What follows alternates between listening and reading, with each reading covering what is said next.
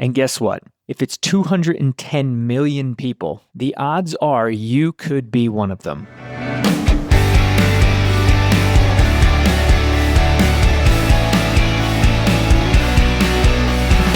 Hey everybody, I'm Jesse Carrajat. Welcome to the Sober Strength podcast. Thanks for being here. Today, we're going to talk about the most widespread addiction in America. It's not what you think. It's not opioids. It's not alcohol. It's not pornography. It's social media. And we're going to unpack 5 statistics that should scare you. Before we get started, I always love to ask if you have not followed this show, if you could follow us wherever you find your podcast, that would be great. And if you're feeling up to it, maybe even share it with a friend, give us a rating and review. We would be so grateful. Without further ado, let's jump into the show. We're going to talk about social media addiction. And today I'm giving you 5 statistics that should scare the hell out of you, frankly. And it's not just because they're shocking statistics. It's because of what it actually means for you, what it means for our society, and where you're heading. Unfortunately, social media addiction has skyrocketed, and it continues to get worse, and it's completely normalized. It's under-addressed. It's not spoken about, and it can have catastrophic impact on both ourselves as individuals and as a society, because it impacts who we are as people, how we show up as workers, as husbands, fathers, wives, children, friends, you name it. And it's just disastrous, and it's eroding our mental health collectively. And we're going to dive right into it. So the first statistic that should scare you is this next one, that in America, the average person spends 2 hours and 27 minutes on social media every day. 2 hours and 27 minutes. Sounds hard to believe. That's 17 hours a week doing nothing but consuming content, information, visuals, audio. That's all you're doing. 17 hours a week.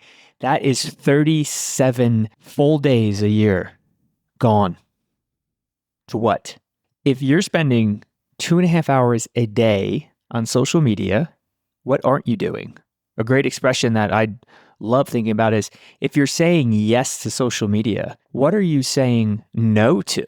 Is that saying no to having a real life connection with your spouse, your children?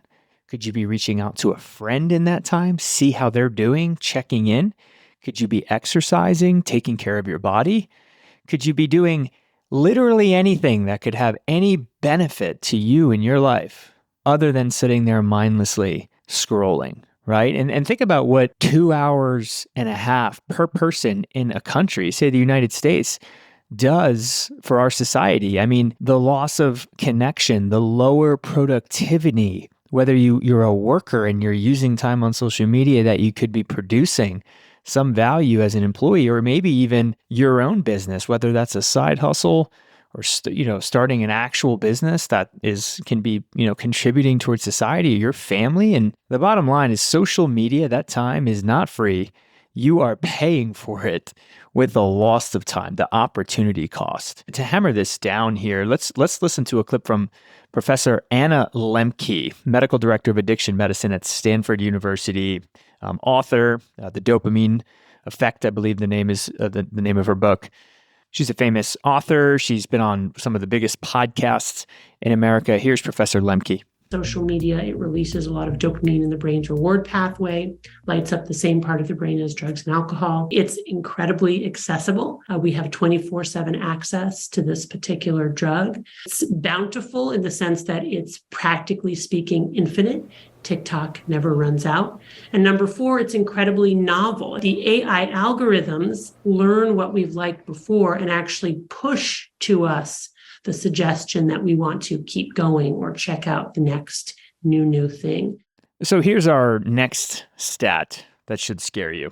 It's estimated 210 million people worldwide are addicted to social media.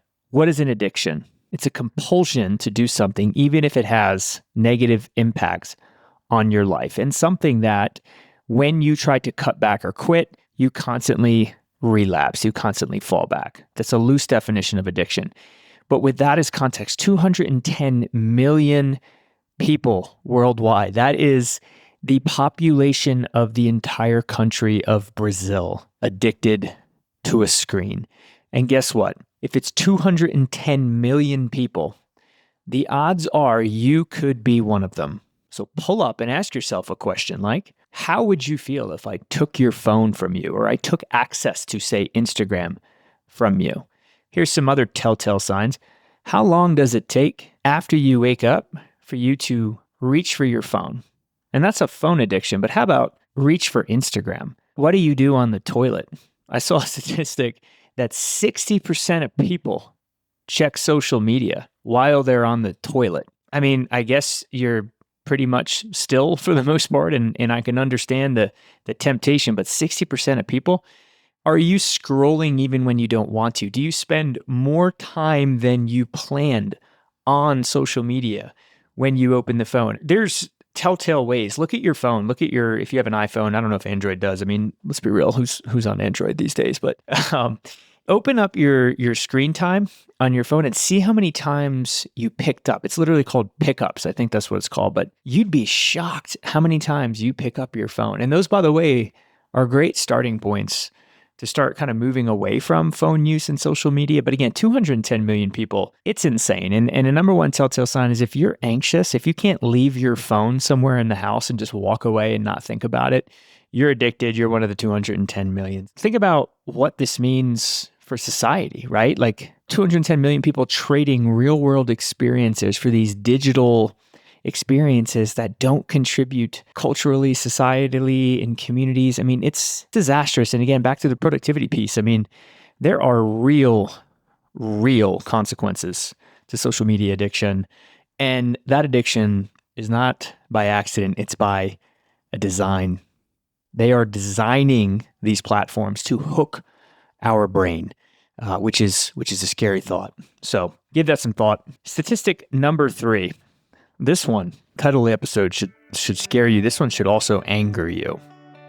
Hey, it's Jesse, and if you've been following this show, then you know I've had my fair share of struggles with alcohol over the years. You also know that I built a pretty solid toolkit to help maintain a healthy relationship with alcohol. Things like fitness, mindfulness, accountability groups, and technology. All great, all helpful, but there's one tool I've recently found that blew my mind, and I can't believe it took me so long to discover it. It's called naltrexone, an FDA-approved, science-backed, and affordable medication that helps reduce cravings and control drinking. The first time I took it, I'll never forget, I was skeptical and not completely buying into the idea that a medication can help me with drinking. But just after a few days, I could not believe how effective it was in eliminating all of my cravings for alcohol. It needs to be more better known. And that is where Or Health comes in. And I'm honored to have them as a sponsor of the show. You can have doctor-prescribed naltrexone shipped discreetly and directly to your door. No pharmacies, no doctor's offices, just the help you need. It's online, it's private, and it's judgment-free. And most importantly, it works. As of today, over 35,000 Or members have been treated, and 76% of respondents report drinking less in just 2 short weeks. So here's how to get started. Text STRENGTH to 710-710. That's STRENGTH to 710-710. You'll take a quick, discreet survey, and they'll guide you through the entire process of trying naltrexone for the first time. It's easy, straightforward, and honestly, might be the best move you make for yourself today. So if you're ready to take a massive step forward in controlling your alcohol intake, text STRENGTH to 710-710 and let Or Health help you redefine your relationship with alcohol. Statistic 3, more than half of all drivers admit to checking social media while behind the wheel. Half of people check social media while driving. We used to worry about, or still do, drunk driving. Fortunately, drinking habits across the country are dropping. Statistically speaking, we're drinking less. That's a great start. What we need to frickin' start doing is start social media-ing less, especially if we're doing it behind the wheel. Here's a statistic for you that should scare you about these dopamine-addicted zombies driving around in their death cars. 9 people in the US die every day from distracted driving. 9 people a day. 3,100 people died as a result of distracted driving in the US alone last year. Another 420,000 people hurt from distracted driving. Wake the hell up. If you're listening or watching this and your phone is in your hand and you're doing anything, especially if you're scrolling social media while driving, do better. Put it down and stop, because you're going to hurt yourself. You're going to hurt someone around you. And that is devastating. It's a complete lack of responsibility. We need more laws, more restrictions, more government intervention, all the things. But again, the stat that should scare you and frustrate you: half of people admit to scrolling social media while driving. Statistic number 4, overuse of social media in children and teens rewires the brain. Statistically, suicide rates have skyrocketed since the adoption widespread of social media. A statistic for you that is particularly devastating when you actually consider this. From 2007 to 2018, suicide rates amongst teens went up by how much? What percentage? Think about it for a second. Come up with something in your head. How much percentage-wise did suicide rates go up amongst teenagers in the 11 years from 2007 to 2018? They tripled. What changed in our world during that time? Think back to 2007. What was your technology use like? What was your life like? How important or frequent a role did the internet, particularly social media, play in your life? Not a lot.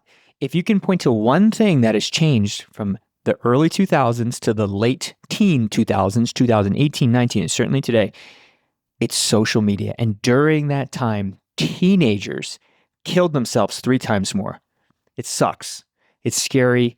And it should be so apparent that we need to do something about this. It scares me that an entire generation now, we collectively as a society have to do something to rewire, retrain, reorient people to how to do life differently. It's just scary.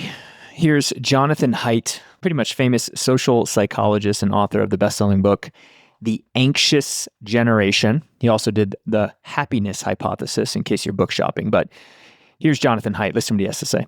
There is direct correlational evidence that the more you use it, the more depressed you are. It's especially heavy users, more than 4 hours a day. Those girls are 3 times more likely to be depressed than medium users. So it's anxiety and depression, also self-harm and suicide. All of those things skyrocket after 2012. So the data's there. The reality, it's here. It's normalized. Social media, ridiculously addictive, and it's hurting kids, it's hurting adults and everyone. And we need more people advocating against it. And more on that later, on how to maybe take some steps to step away from it. But that last statistic, I mean, suicide rates tripling is just devastating. And here's the last one. This might surprise you. So stat number 5, social media is more addictive, scientists say, than both alcohol and cigarettes. Let's get real. If a new drug came out, right, or a new fad or a new trend came out and immediately was more addictive than alcohol and nicotine, people would be losing their mind. It would be all over the news. If it was an ingestible drug or liquid or something, and it was just rampantly taking over, we would be in a crisis. But because social media is benign on the surface, but is absolutely devastating to our brains, our emotion, our mental health, but because you're consuming it with your eyes on a screen like it's entertainment, we just ignore it and we just accept it. And then we all slowly get drawn into that web. And that's why it's become so insidious and so incredibly contagious in our society. Look, for some reason, when it comes to mental health and recovery from alcohol misuse, people don't talk about supplements enough. When I decided to step away from alcohol and rebuild my health, I quickly learned that nutrition and supplementation weren't just optional, they're essential. That's why I choose Momentous supplements. Look, for me, the goal has always been about health span, living better for longer. And when it comes to supplements for high performers, nobody does it like Momentous. Momentous invests heavily in NSF certification, meaning every batch of their products is tested for heavy metals, harmful additives, and label claim accuracy. You gotta know what you're putting in your body. And that's why Momentous is trusted by all 32 professional NFL teams and D1 collegiate sports team dietitians across the country. And look, Momentous doesn't offer every supplement under the sun. Other brands can do that just fine. Instead, Momentous nails the basics with bone-crushing consistency to help you build the perfect and intentional routine for you. And when we talk about basics, what are we talking about? What do I take? I take their protein and their creatine. Momentous protein is best in class for muscle repair and growth, while their CreaPure creatine, the purest form of creatine monohydrate, supports both physical strength and cognitive performance. These are foundational supplements that I continue to use to this day in my health journey for physical strength, mental fitness, and emotional resilience. So whether you're taking your first step or your next step in your fitness journey, these supplements are the building blocks of living better longer. Go to livemomentous.com and try it today at 20% off with code STRENGTH. That's livemomentous.com, 20% off with code STRENGTH, and start living on purpose today. And I think for me, the thing that is the most frustrating about it is, in plain sight, companies are profiting from our human addiction to their product. And they're hiring skilled people and leveraging AI and throwing so much resources and effort to get us more addicted, to capture us and keep us engaged more, to steal us away from life as it is meant to be lived, present, be where your feet are, be in the room that you're in, be aware of your surroundings, engage and have relationship with the people around you. The fact that there are companies making not millions, but billions and billions of dollars from capturing our attention so that they can sell our attention to advertisers, to email lists, algorithms that just pummel us with emails and phone calls and solicitations. And it's disgusting and it's disastrous. Personally, I've felt it. There's been times when I know for a fact that I'm slipping into an addiction with this thing. The tough part for me is, given my kind of business, right, where I find myself in the business of content, making a podcast, I engage with social media. This is a place that I have to be, but what I've told people around me, what I've always told myself is, I'm here because you're here. I'm in social media because I know that's where people are. And in so doing and stepping into that world, I felt myself just getting pulled in, and I felt like the power of it. There's this expression where you don't know the strength of the chain that's holding you back until you try to resist it. There's different ways to say that. I'm sure there's better ways, but essentially try to move away from social media. That's when you feel the power. That's when you feel the pull. I felt what it can do to my brain, my mental health. I found myself scrolling into content where I'm like, what the hell am I looking at and why? I've been there. I can relate. I can see where it goes. So I sit here in front of you, not with the answers. I'm part of the impacted, right? I'm part of the ones that are fighting against it, but just wanting to bring awareness to it. So social media, it's serious and it's a serious problem. And I want to leave you with just a few ways that you can start to break that habit, to break free, as we like to say here on the show. So here's some things you can do. One, start tracking your screen time. It's always good when you have a goal to have something you can measure, just to make sure that you're being successful. You don't want to be subjectively successful, objectively successful. And that means start with some data. If you have the ability to look at your screen time, which I know you do, don't kid yourself, open up your phone, figure out how to do it. You can go to your screen time app and scroll to those social media apps and see exactly how much you're using. Write it down if you want. Set a goal, reduce 10%, 15% week over week, start slow, and then shoot a long-term goal and just see how you're doing, right? Number 2, ways to make sure that you're hitting the goal that you set is set hard limits. Designate a time limit for all of social media A and then the individual apps B, so that you can work towards those goals. And you can open your phone and tell your phone what that limit is so that it literally blocks you out. And don't be a little cheater and set it so that you can put in a code real quick just to like bypass that limit that day, get a couple extra minutes, you don't need whatever it is that you're looking for on social media. I promise you, you're searching for nothing. You'll never find what you're looking for because you don't need anything on social media. So set some hard limits every single day to help you get to your goals. And number 3, if you're up for it, and this is helpful for 2 reasons, do a detox. Do a 7-day detox from social media. That'll help for 2 reasons. First, it'll literally just give you a jump start, right? They say sometimes it takes 28 days to truly start to correct or move away from a habit, but 7 days is going to jumpstart it, right? But the second thing it's going to do, it's going to reveal to you how powerful that pull is, how strong that addiction might be. And that in itself might awaken you to the problem that you have, that you're one of those 210 million people that are addicted to social media. So that's just 3 things you can try to move away from it if you are addicted, or maybe just in general. But just as a recap, 5 statistics that can and should scare you about social media. 1, the average person spends 2 hours and 30 minutes every single day. 2, 210 million people in the world are addicted to social media. 3, and this one is maddening, 1 in 2 people look at social media while they're driving. Number 4, overuse of social media in children and teenagers leads to increased suicide, and it rewires your brain. And number 5, social media is more addictive than both alcohol and cigarettes. So I hope this was helpful. Maybe it was scary, but because it was scary, I hope that it's helpful. You have a choice. I hope you step away. I hope you share this with someone that you think or know has a problem with social media. And I hope that as a society, we start treating social media like the contagion and the addiction and the substance, frankly, that it truly is. So thank you for being here. Thank you for showing up for yourself. And until next time, live deep. Hey, everybody, that's the show, folks. Thank you so much for listening to the Sober Strength podcast today. If you haven't already, if you could please follow our show wherever you find your podcast and even give us a rating and review. It would go such a long way to help other people find our show so they can get the knowledge and motivation that they need to live more fit and more free.